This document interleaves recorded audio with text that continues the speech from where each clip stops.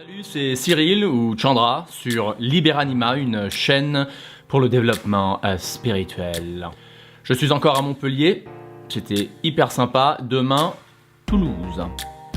Aujourd'hui, je suis allé voir le film Love Addict, la comédie de Franck Belloc avec Kev Adams, Mélanie Bernier et Marc Lavoine. Et voici dans cette vidéo ce que j'en pense.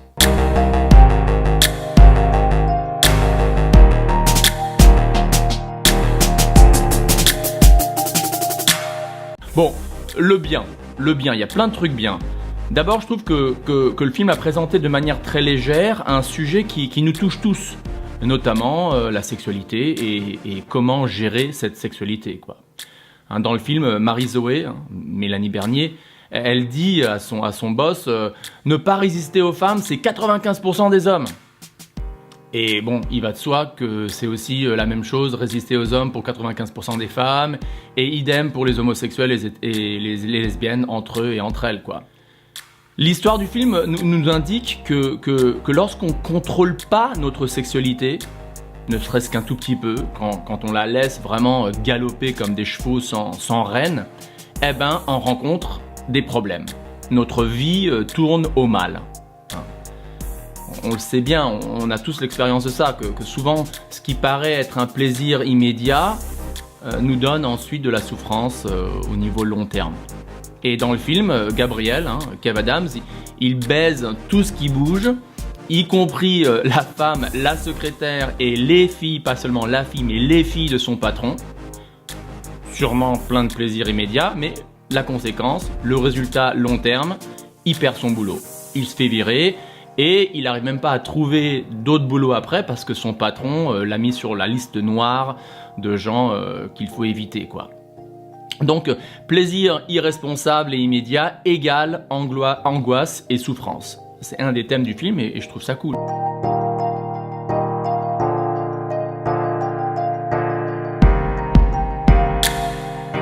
Le film, il fait aussi une distinction entre deux choses. Entre d'un côté l'amour et de l'autre côté, le désir charnel. En fait, on peut dire que c'est vraiment le thème principal du film. D'établir cette distinction entre le désir charnel d'un côté et l'amour de l'autre. Le premier, encore une fois, il donne du plaisir immédiat, mais de l'angoisse et de la souffrance après.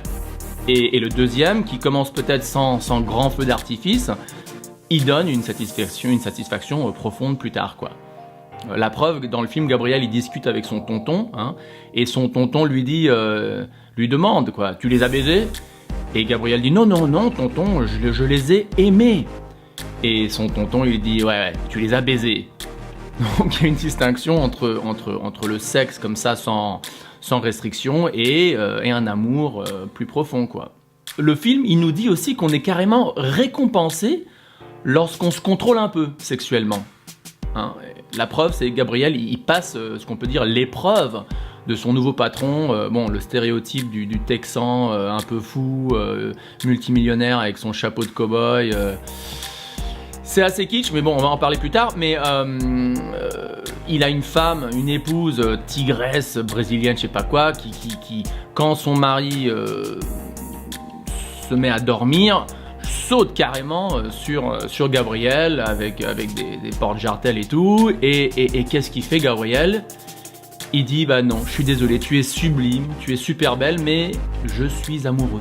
Je suis amoureux.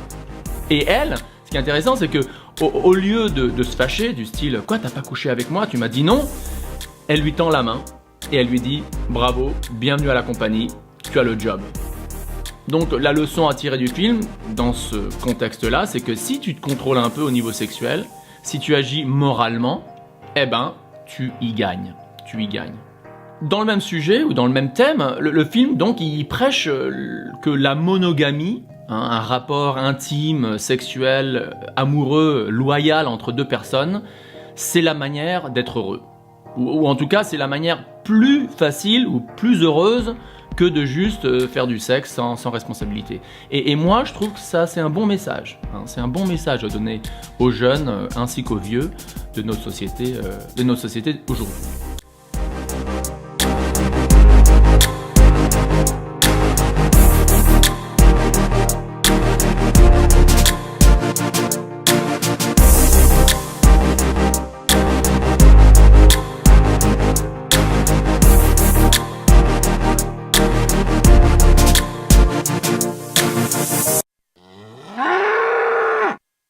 pour le bof, je vais pas critiquer trop parce qu'il y a eu plein d'efforts qui a été mis dans ce film, mais c'était un peu cucu. Hein, c'était un peu cucu, c'était un peu kitsch. Il y avait des vannes tout au long du film et on était supposé rire et j'étais là, ok. Donc, et c'était prévisible dès le début, quoi. T'as la meuf, l'héroïne qui perd son boulot, et lui, parallèlement, lui aussi, il perd son boulot. Ils se rencontrent, ils s'aiment pas trop au début, il y a un conflit, un obstacle à surmonter, le héros le surmonte, et il trouve le bonheur avec elle, you know, forever happy in the fields of love and joy. Donc, un peu prévisible, hein. Et troisièmement, ce qui me manquait moi personnellement, ce que j'aurais aimé voir, c'est un peu plus d'approfondissement au niveau du thème de l'amour. Hein. J'aurais bien aimé qu'il y ait un élément en plus dans le film, notamment le sujet de l'amour divin, une troisième catégorie d'amour. Hein. Un amour divin, un amour pour Dieu, qu'on peut par exemple appeler préma dans les traditions yogiques. En sanskrit, préma ça veut dire un amour désintéressé, complètement pur, pour Dieu, et en conséquent ce qui découle de cet amour pour Dieu désintéressé et vice versa, c'est un amour pur et désintéressé pour autrui, pour toutes les autres âmes qui existent. On retrouve le même élément dans le terme ou dans le concept agapé, hein, dans la Grèce antique, un amour similaire, un amour vraiment désintéressé pour l'âme, pour l'âme de chacun, et on peut même tirer un peu la corde et dire un amour pour le divin ou même pour Dieu, quoi. Bon, c'est normal que le film allait pas parler trop de ça parce que après tout, business is business et les mecs ils ont besoin de faire du fric et bon, c'est bien d'être un peu spirituel mais on va pas en mettre trop, hein, parce que trop de spiritualité ça gâche la vie. Et vous, qu'est-ce que vous en avez pensé du film? Qu'est-ce que vous en avez sorti? Écrivez ça dans le commentaire. Je commence cette chaîne, so please subscribe, like et à la prochaine. Ciao.